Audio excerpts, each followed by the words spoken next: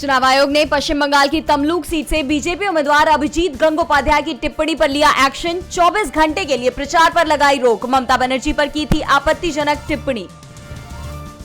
PM पर तेजस्वी का हमला, कहा काम की एक बात नहीं करते पीएम मोदी। 10 साल किया होता काम तो बार बार नहीं आना पड़ता बिहार।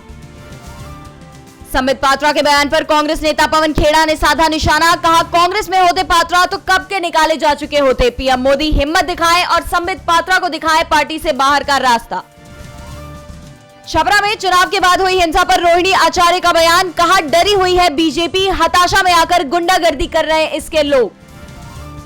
चुनावी मौसम में राहुल गांधी ने सबको पछाड़ा। पिछले एक महीने में 43 करोड़ लोगों ने देखा राहुल का यूट्यूब चैनल। 25 करोड़ दर्शकों के साथ मोदी दूसरे तो वहीं 3 करोड़ दर्शकों के साथ केजरीवाल तीसरे नंबर पर।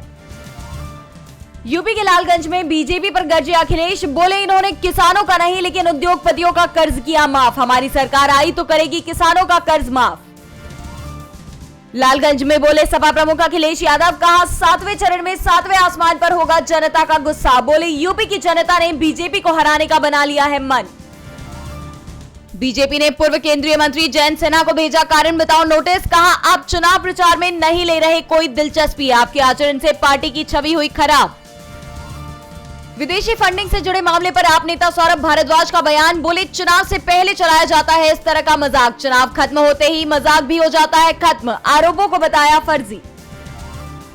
कांग्रेस अध्यक्ष मल्लिकार्जुन खड़गे का बयान, बोले 5 चरणों के बाद हर जगह से घट रही हैं बीजेपी की सीटें, हरियाणा में भी सरकार अल्पमत में, बोले यहां भी बनेगी कांग्रेस की सरकार। बीजेपी को लेकर आम आदमी पार्टी का ट्वीट, लिखा बीजेपी ने किया करोड़ों का इलेक्टोरल बॉन्ड घोटाला, साथ ही लोकतांत्रिक तरीके से चुने गई सरकारों को गिराया, विपक्षी नेताओं को झूठे मुकदमों में भेजा जेल। यूपी के बस्ती में बोले सीएम योगी, कहा 400 बार सुनकर सपा को आने लगता है चक्कर, बोले एक तरफ राम भक्त तो दूसरी ओर रामद्रोही। रॉबर्ट वाड्रा का बयान आया सामने, बोले अपनी मेहनत से लंबे समय के लिए आऊंगा राजनीति में, कहा किशोरी लाल शर्मा के अमेठी से उम्मीदवार बनने पर जताई खुशी। पीएम के बयान पर उमर अब्दुल्ला ने दी प्रतिक्रिया, बोले लोगों ने हिम्मत करके अपने मताधिकार का किया प्रयोग, कहा हुकूमत को नहीं चाहता कोई श्रेय।